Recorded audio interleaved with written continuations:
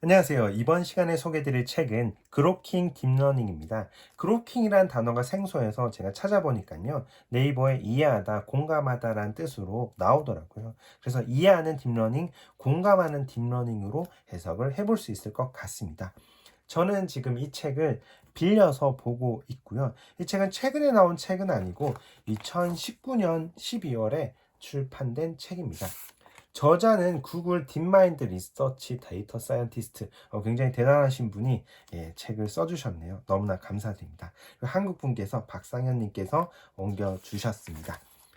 이 책 같은 경우는 고등학생 수준의 수학 실력과 파이썬을 다뤄봤다면 읽을 준비가 되었다라고 설명을 하고 있는데요. 제가 봤을 때 이 책 보면은 수식이 전혀 없어요. 전혀 없는데 왜 고등학생 수준의 수학 실력까지 필요할까라는 생각이 좀 들어요. 저는 이 정도 실력이 지금 안 되거든요. 그래서 수학 실력이 굳이 없더라도 볼 수 있는 그런 책이에요. 그래서 좀 더 이렇게 아마 미분 때문에 그렇지 않았을까라는 생각이 드는데, 일단 수학 실력이 없더라도, 수학 지식이 없더라도 충분히 볼 수 있는 그런 책입니다. 1장부터 16장까지 딥러닝에 대해서, 원리에 대해서 설명을 하고 있어요. 보면은 딥러닝 소개, 그리고 딥러닝 기초, 지도학습, 비지도학습, 그런 내용이 있고요. 순전파에 대한 내용입니다.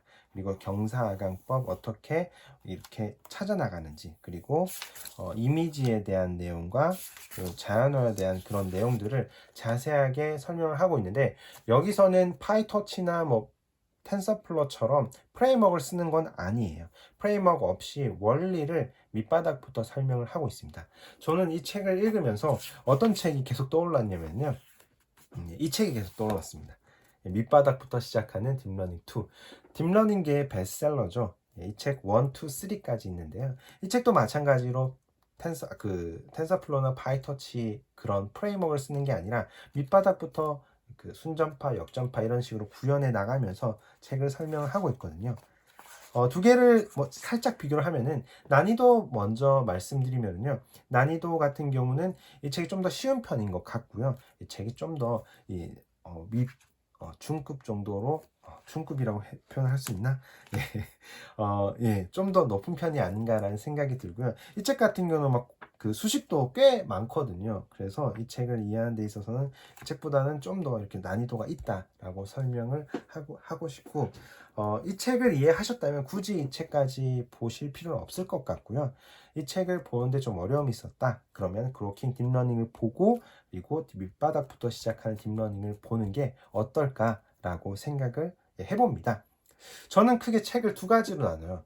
이렇게 나누는 건 아니고요. 이렇게 한 묶음으로, 한 카테고리로 원리를 설명하는 책이 있고요. 또 하나는 이런 책이 있을 수 있죠. 데이터가 뛰노는 AI 놀이터나, 아니면은 이렇게 시계열 데이터 분석과 같이.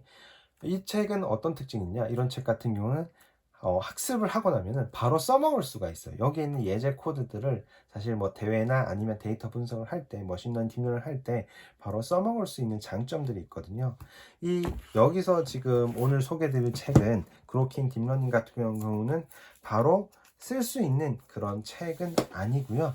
원리를 이해하는, 우리가 텐서플로 쓸 때 그냥 쉽게 아무 저만 그렇겠지만은 별 생각 없이 쓰고 있는 경사하강법이라든지 그런 것, 순전파, 역전파들을 여기서 원리를 좀 더 자세하게 설명을 해주고 있습니다. 그래서 여기서의 설명을 보고 나면은 좀 더 명확하게 이해를 하고 딥러닝을 할 수 있을 것 같습니다.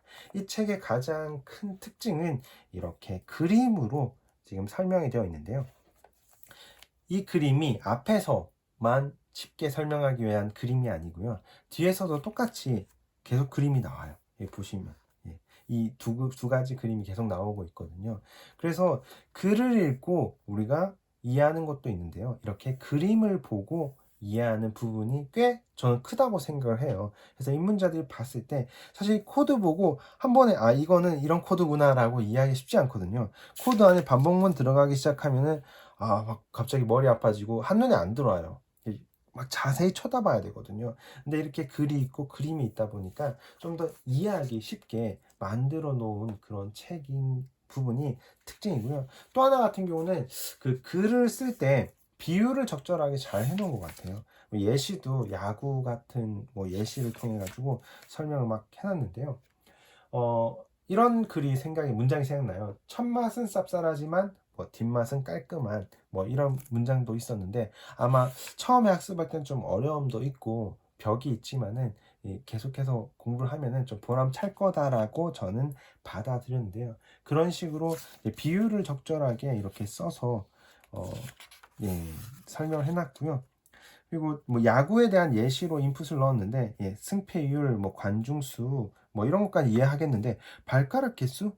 이거는 왜 넣었을까라는 생각이 드는데, 그래 좀 더 이렇게 예, 좀 이게 인풋으로 들어갈 수 있나라는 생각이 드는데, 아무튼 이렇게 좀 재미있게 넣으려고 노력을 한 것 같아요. 그래서 학습하는데 큰 어려움 없는데, 그래도 나름 딥러닝의 원리를 설명하는 책이다 보니까 막 제가 쉽다고 표현을 했지만은 쉽지 않을 수도 있어요. 저도 사실 이거를 보면서 한 번에 이건 이 내용, 이건 이렇구나라고 이해한 게 아니라 제가 쭉 다 훑어는 봤는데요.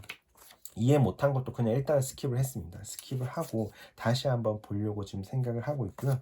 그래서 좀 더 자세히 봐야 되고 또 깊이 있게 봐야 되지만은, 그래도 나름 쉽게 쓰려고, 쉽게 이렇게 그려 주시려고 노력을 많이 해 주셔가지고 어떤 원리를 설명한 책보다 좀 쉽게 이해하고 받아들일 수 있는 그런 책인 것 같습니다. 그래서 저는 일단 개인적으로는 이렇게 원리를 설명하는 책과 실용 서적을 같이 이렇게 병행해서 보면서 학습을 하는 게 어떨까라는 생각이 들고, 이 책을 공부하면서 제가 느꼈던 단점이라고 하면은 이런 게 있을 것 같아요. 보면서 예를 들어서 이거라고 하겠습니다.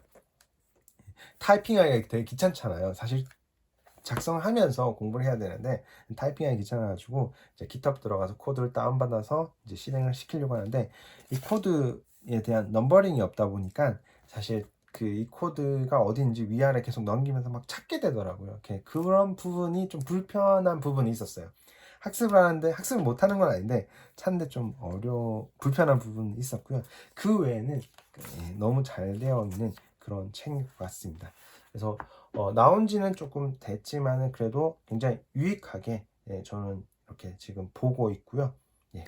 그래서 여러분들도 혹시나 이 딥러닝 원리를 이해하는 책이 필요하다 그러면은 이 그로킹 딥러닝 책을 추천을 드립니다. 오늘은 여기까지 하도록 하겠습니다. 감사합니다.